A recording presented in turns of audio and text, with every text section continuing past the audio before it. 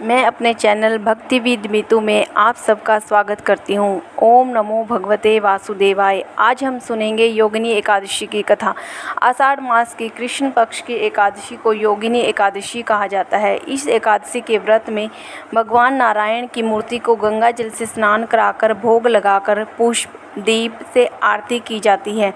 इस व्रत में गरीब ब्राह्मणों को दान देना चाहिए। इस व्रत के प्रभाव से पीपल के वृक्ष काटने का पाप का विनाश हो जाता है और स्वर्गलोक की प्राप्ति होती है। प्राचीन काल में धन कुबेर के यहाँ एक माली था जिसका नाम हेम था। वह प्रतिदिन भगवान शंकर की पूजा के लिए मानसरोवर से फूल लाता था। एक दिन वह अपनी स्त्री के साथ कामोन्मत्त होकर विहार कर रहा था।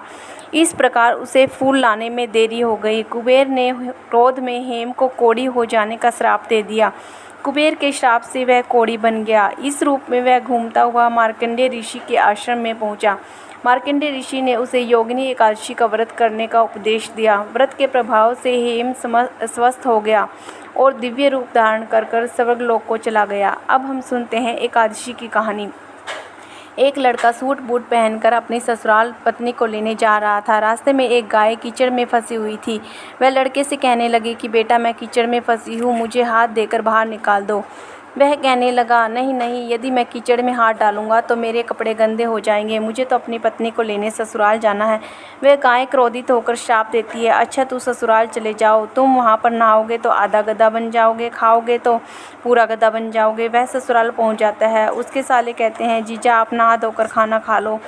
तब वह कहता है कि मैं नहीं नहाऊंगा। तब वह कहते हैं, ठीक है आप खाना तो खा लो। तब वह खाने से भी इनकार कर देता है। सब परेशान हो जाते हैं, जीजा ऐसा क्यों कर रहे हैं, ना तो नहा रहे हैं ना ही खा रहे हैं। तब उसकी पत्नी कहती है, आप क्यों नहीं नहाते या खाते हो। तब वह लड़का गाय की बात अपनी पत्नी से बताता है और कहता है, मुझे गाय ने श्राप दिया है कि नहाऊंगा तो आधा गधा और खाऊंगा तो पूरा गधा बन जाऊंगा। तब पत्नी कहती है, कोई बात नहीं, आप नहा लीजिए और कुछ खा लीजिए, मैं वचन देती हूँ कि मैं आपका साथ दूंगी। तब वह लड़का अपनी पत्नी की बात सुनकर नहाने को तैयार हो जाता है और खाने बैठता है। तब पूरा गधा बन जाता है। सब उसको गधा समझकर भगाने लगते हैं। तो उसकी पत्नी कहती है कि इसे मत मारो, ये मेरा पति है, इसे गाय का श्राप लग गया है, इसलिए ये गधे बन गए हैं। आप मुझे इसके साथ ही विदा कर दीजिए। अब उसे गधे के साथ विदा कर देते हैं। वह गधे को लेकर एक जगह झाड़ के नीचे डेरा डालती है। दिन भर मेहनत मजदूरी करती है। 12 आने गधे पर खर्च करती है और 4 आने खुद पर खर्च करती है।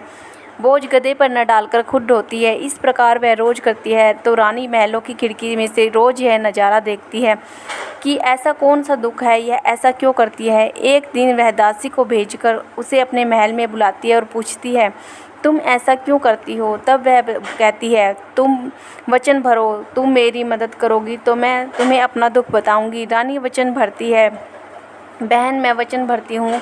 वह सारी बात बताती है और कहती है, इस प्रकार मेरे पति श्राप की वजह से गधा बन गए हैं। तब रानी पूछती है, इसका क्या उपाय है। तब वह बताती है, यदि किसी ने 24 एकादशी करी होगी, वह संकल्प करके इसे 24 एकादशी दे तो मेरे पति पहले की तरह ठीक हो जाएंगे। तब राज्य में ऐलान किया जाता है कि 24 एकादशी जिसने भी की हो वह दरबार में आए। तब एक बुढ़िया को लाया जाता है। बुढ़िया संकल्प करके एकादशी देते हुए नहाती है।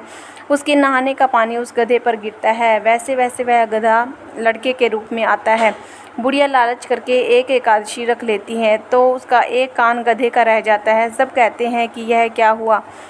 तब बुढ़िया कहती है, मैं भूखी प्यासी मरी, सो मेरे पास एक एकादशी तो रहने दो। तब सब कहते हैं, नहीं, तुमने संकल्प किया है तो एकादशी इस लड़के को दे दो, वरना यह पूरी तरह लड़का नहीं बन पाएगा। अब वह बुढ़िया सारी एकादशी उस लड़के को दे देती है और वह गधा पूरी तरह लड़का बन जाता है। सारा राज्य में ऐलान कर देते हैं कि जिससे बन पड़े एकादशी करो, एकादशी जैसा दूसरा व्रत नहीं। बोले नारायण भगवान की जय। एकादशी माता की जय। ओम नमो भगवते वासुदेवाय।